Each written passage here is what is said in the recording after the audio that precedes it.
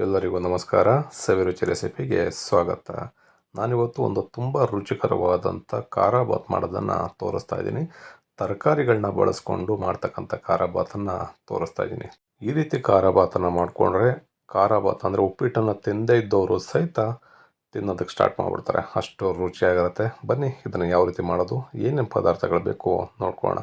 ನಾನಿಲ್ಲಿ ಒಂದು fry PAN ತೊಗೊಂಡು ಇದಕ್ಕೆ 1 ಕಪ್ ಅಷ್ಟು ರವೆನ ಸೇರಿಸ್ಕೊಳ್ತಾ ಇದ್ದೀನಿ. ಹತ್ತತ್ರ ರವೆ ಇದು 150 ಗ್ರಾಮಷ್ಟು ರವೆ ಇದೆ. ಮೀಡಿಯಮ್ ರವೆನ ತೊಗೊಂಡು ನಾವು ಸೇರಿಸ್ಕೋಬೇಕು. ರವೆನ ಈ ರೀತಿಯಲ್ಲಿ ಒಂದು 2ರಿಂದ 3 ನಿಮಿಷಗಳ ಕಾಲ ಚೆನ್ನಾಗಿ ನಾವು ಹುರ್ಕೋಬೇಕಾಗತ್ತೆ. ನಾವು ಎಷ್ಟು ಚೆನ್ನಾಗಿ ರವೆನ ಹುರಿತೀವಿ ಅಷ್ಟು ಚೆನ್ನಾಗಿ ಖಾರ ಬಾತು ರವೆನೂ ಕೂಡ ಹಾರಳುತ್ತೆ. ನೋಡಿ, ಈಗ ಚೆನ್ನಾಗಿ ಹುರ್ಕೊಂಡಿದ್ದೀನಿ ಒಂದು 2ರಿಂದ 3 ನಿಮಿಷ. ಈಗ ಇನ್ನೊಂದು ಫ್ರೈ ಪ್ಯಾನ ತೊಗೊಂಡು ಇದಕ್ಕೆ ನಾನು 4 ಟೇಬಲ್ ಸ್ಪೂನ್ ಅಷ್ಟು ಎಣ್ಣೆನ ಸೇರಿಸ್ಕೊಳ್ತಾ ಇದ್ದೀನಿ. ಎಣ್ಣೆ ಚೆನ್ನಾಗಿ ಬಿಸಿ ಆಗಬೇಕು. ಆವಾಗ ನಾನು ಇದಕ್ಕೆ 1 ಟೀ ಸ್ಪೂನಷ್ಟು ಸಾಸಿವೆನ ಸೇರಿಸ್ಕೊಳ್ತಾ ಇದ್ದೀನಿ. ಕಡಲೆಬೇಳೆ 1 ಟೇಬಲ್ ಸ್ಪೂನಷ್ಟು, ಉದ್ದಿನಬೇಳೆ 1 ಟೇಬಲ್ ಸ್ಪೂನಷ್ಟು, ಒಂದು 5ರಿಂದ 6 ಹಸಿಮೆಣಸಿನಕಾಯಿನ ಸೀಳಿ ಹಾಕ್ಕೊಳ್ತಾ ಇದ್ದೀನಿ. ಸ್ವಲ್ಪ ಕರಿಬೇವಿನ ಸೊಪ್ಪನ್ನು ಕೂಡ ಸೇರಿಸ್ಕೊಂಡಿದ್ದೀನಿ. ಇದಿಷ್ಟು ಇಂಗ್ರೀಡಿಯೆಂಟ್ಸ್ನ ಈ ರೀತಿ ಎಣ್ಣೆನಲ್ಲೇ ಒಂದು ಅರ್ಧ ನಿಮಿಷಗಳ ಕಾಲ ಕಡಿಮೆ ಊರಿನಲ್ಲಿ ನಾವು ಫ್ರೈ ಮಾಡ್ಕೋಬೇಕಾಗತ್ತೆ. ನಾವು ಯಾವುದೇ ಒಗ್ಗರಣೆ ಮಾಡಬೇಕಾದ್ರೂ ಅಷ್ಟೇ ಆದಷ್ಟು ಊರಿನ ಕಡಿಮೆನಲ್ಲಿ ಇಟ್ಕೊಂಡು ಫ್ರೈ ಮಾಡ್ಕೋಬೇಕು. ಈಗ ಒಂದು 8ರಿಂದ 10 ಗೋಡಂಬಿಯನ್ನು ಕೂಡ ಸೇರಿಸ್ಕೊಂಡಿದ್ದೀನಿ.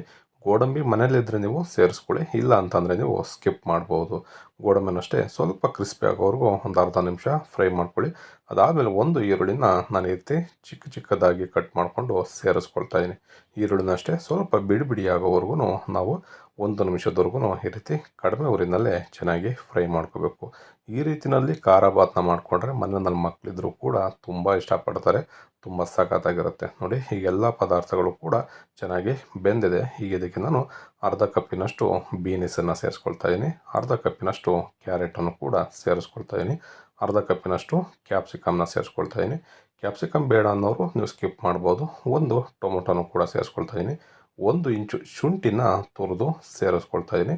ಅರ್ಧ ಕಪ್ಪಿನಷ್ಟು ಹಸಿ ಬಟಾಣಿನ ಸೇರಿಸ್ಕೊಳ್ತಾ ಇದ್ದೀನಿ. ಇದಿಷ್ಟು ಪದಾರ್ಥಗಳು ಎಣ್ಣೆನಲ್ಲೇ ಚೆನ್ನಾಗಿ ಒಂದು 2ರಿಂದ 3 ನಿಮಿಷಗಳ ಕಾಲ ಚೆನ್ನಾಗಿ ಫ್ರೈ ಆಗಬೇಕು. ಯಾಕೆಂದರೆ ನಾವು ತರಕಾರಿಗಳನ್ನ ಸೇರಿಸಿರೋದ್ರಿಂದ ತರಕಾರಿ ಬೇಗ ಬೇಯೋದಿಲ್ಲ. ಹಾಗಾಗಿ ಈ ರೀತಿ ಒಗ್ಗರಣೆನಲ್ಲೇ ನಾವು ಚೆನ್ನಾಗಿ ಬೇಯಿಸ್ಕೊಂಡ್ರೆ ಸ್ವಲ್ಪ ಸಾಫ್ಟಾಗಿ ಚೆನ್ನಾಗಿ ಬೇಯುತ್ತೆ. ಈ ರೀತಿ ತರಕಾರಿ ಚೆನ್ನಾಗಿ ಬೇಯಬೇಕು ಅಂತಂದರೆ ಇದಕ್ಕೆ ನಾವು ರುಚಿಗೆ ತಕ್ಕಷ್ಟು ಉಪ್ಪನ್ನು ಕೂಡ ಈಗಲೇ ಸೇರಿಸ್ಕೊಳ್ಳೋಣ. ಈ ರೀತಿ ಉಪ್ಪನ್ನು ಸೇರಿಸೋದ್ರಿಂದ ನಿಮಗೆ ತರಕಾರಿ ಆಗಿರ್ಬೋದು, ಟೊಮೊಟೊ ಆಗಿರ್ಬೋದು, ಈರುಳ್ಳಿ ಆಗಿರ್ಬೋದು ತುಂಬ ಬೇಗನೆ ಸಾಫ್ಟ್ ಆಗುತ್ತೆ, ತುಂಬ ಚೆನ್ನಾಗಿ ಬೇಯುತ್ತೆ. ನೋಡಿ, ಈ ರೀತಿಯಲ್ಲಿ ಒಗ್ಗರಣೆ ಎಣ್ಣೆ ಜೊತೆಯಲ್ಲೇ ನಾವು ಸಾಧ್ಯವಾದಷ್ಟು ಎಷ್ಟು ಸಾಧ್ಯನಷ್ಟು ಬೇಯಿಸ್ಕೊಂಡ್ರೆ ರುಚಿನೂ ಕೂಡ ನಿಮಗೆ ತುಂಬ ಸಖತ್ತಾಗಿರುತ್ತೆ. ನಾವು ಹೊರಗಡೆ ಹೋಟೆಲ್ಗಳಲ್ಲಿ ಏನು ರುಚಿನಲ್ಲಿ ಖಾರ ಬಾತ್ ಇರ್ಬೋದು ಅಥವಾ ಉಪ್ಪಿಟ್ಟಿರ್ಬೋದು ಎಲ್ಲದನ್ನು ನಾವು ತಿಂದಿರ್ತೀವಿ, ಅದೇ ರುಚಿನಲ್ಲಿ ಮನೆಯಲ್ಲೇ ನೀವು ಸುಲಭವಾಗಿ ಮಾಡ್ಕೋಬೋದು. ನಾನು ತೋರಿಸಿರ್ತಕ್ಕಂಥ ವಿಧಾನದಲ್ಲಿ ನೀವು ಒಮ್ಮೆ ಟ್ರೈ ಮಾಡಿ, ಸೇಮ್ ಹೋಟೆಲ್ನಲ್ಲಿ ಏನು ತಿಂದಿರ್ತೀರ ಅದೇ ರುಚಿನಲ್ಲಿ ಬರುತ್ತೆ. ಈಗ ನಾನೊಂದು ಲೆಡ್ಡನ್ನು ಕ್ಲೋಸ್ ಮಾಡಿ ಚೆನ್ನಾಗಿ ಒಂದು 2ರಿಂದ 3 ನಿಮಿಷ ಚೆನ್ನಾಗಿ ತರಕಾರಿಗಳನ್ನ ಬೇಯಿಸ್ಕೊಂಡಿದ್ದೀನಿ. ಈಗ ಇದಕ್ಕೆ 1/4 ಟೀ ಸ್ಪೂನಷ್ಟು ಅರಿಶಿಣದ ಪುಡಿನ ಸೇರಿಸ್ಕೊಂಡಿದ್ದೀನಿ. ಈ ರೀತಿ ಒಗ್ಗರಣೆ ಜೊತೆಯಲ್ಲೇ ಅರಿಶಿಣದ ಪುಡಿನ ಸೇರಿಸ್ಕೊಂಡು ಸ್ವಲ್ಪ ಅರಿಶಿಣದ ಪುಡಿದ ಹಸಿ ವಾಸನೆ ಎಲ್ಲ ಹೋಗಬೇಕು. ಆ ರೀತಿಯಲ್ಲಿ ಚೆನ್ನಾಗಿ ಫ್ರೈ ಮಾಡ್ಕೊಳ್ಳಿ. ಆಗ ಅರಿಶಿಣನೂ ಅಷ್ಟೇ ಎಲ್ಲ ತರಕಾರಿಗಳ ಜೊತೆಯಲ್ಲಿ ಚೆನ್ನಾಗಿ ಬೆರೆಯುತ್ತೆ. ನಿಮಗೆ ಮನೆಯಲ್ಲಿ ಏನಾದ್ರು ವಾಂಗಿಬಾತ್ ಪೌಡ್ರ್ ಇದೆ ಅಂತಂದರೆ ವಾಂಗಿಬಾತ್ ಪೌಡ್ರ್ ಹಾಕ್ಕೊಳ್ಳಿ. ಇಲ್ಲ ಬಿಸಿಬೇಳೆಬಾತ್ ಪೌಡ್ರ್ ಇದ್ದರೆ ಬಿಸಿಬೇಳೆಬಾತ್ ಪೌಡ್ರನ್ನ ಬೇಕಾದ್ರೆ ನೀವು 1.5 ಟೀ ಸ್ಪೂನಷ್ಟು ಸೇರಿಸ್ಕೋಬೇಕಾಗತ್ತೆ. ನಿಮಗೆ ಜಾಸ್ತಿ ಇನ್ನೂ ಕ್ವಾಂಟಿಟಿ ಬೇಕಂತಂದರೆ 2 ಟೇಬಲ್ ಸ್ಪೂನಷ್ಟು ನೀವು ಸೇರಿಸ್ಕೋಬೋದು. ಮಸಾಲ ಜಾಸ್ತಿ ಆದ್ರೂ ಏನಾಗಲ್ಲ, ಚೆನ್ನಾಗಿರುತ್ತೆ. ಈಗ ನೋಡಿ, ಚೆನ್ನಾಗಿ ಮಸಾಲನೂ ಅಷ್ಟೇ ಮತ್ತೆ 1 ನಿಮಿಷಗಳ ಕಾಲ ಚೆನ್ನಾಗಿ ಫ್ರೈ ಮಾಡ್ಕೊಂಡಿದ್ದೀನಿ. ಈಗ ಇದಕ್ಕೆ ನಾವು 3 ಕಪ್ಪಿನಷ್ಟು ನೀರನ್ನು ಸೇರಿಸ್ಕೊಳ್ಳೋಣ. ಇದರಲ್ಲಿ 1 ಕಪ್ಪಿನಷ್ಟು ನಾನು ರವೆನ ತೊಗೊಂಡು ಹುರ್ಕೊಂಡಿದ್ದೆ. ಅದೇ ಹದದಲ್ಲಿ ನಾನೀಗ 3 ಕಪ್ಪಿನಷ್ಟು ನೀರನ್ನು ಸೇರಿಸ್ಕೊಳ್ತಾ ಇದ್ದೀನಿ, ಅದೇ ಕಪ್ಪಲ್ಲಿ.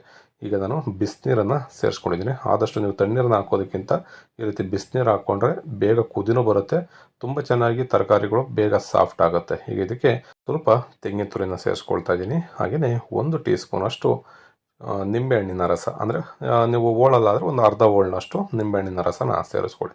ತುಂಬ ಜಾಸ್ತಿ ಒಂದು ನಿಂಬೆಹಣ್ಣು ಹಾಕೊಂಡ್ಬಿಟ್ರೆ ಹುಳಿ ಜಾಸ್ತಿ ಆಗಿಬಿಡುತ್ತೆ. ಹಾಗಾಗಿ ಅರ್ಧ ನಿಂಬೆಹಣ್ಣು ಹಾಕ್ಕೊಂಡ್ರೆ ಸಾಕಾಗುತ್ತೆ. ಇದ್ರ ಮತ್ತೆ ಒಂದು 2-3 ನಿಮಿಷ ಈ ರೀತಿ ಕಡಿಮೆ ಊರಿನಲ್ಲಿ ಚೆನ್ನಾಗಿ ಕುದಿ ಬರೋವರೆಗೂ ಬೇಯಿಸ್ಕೋಬೇಕು.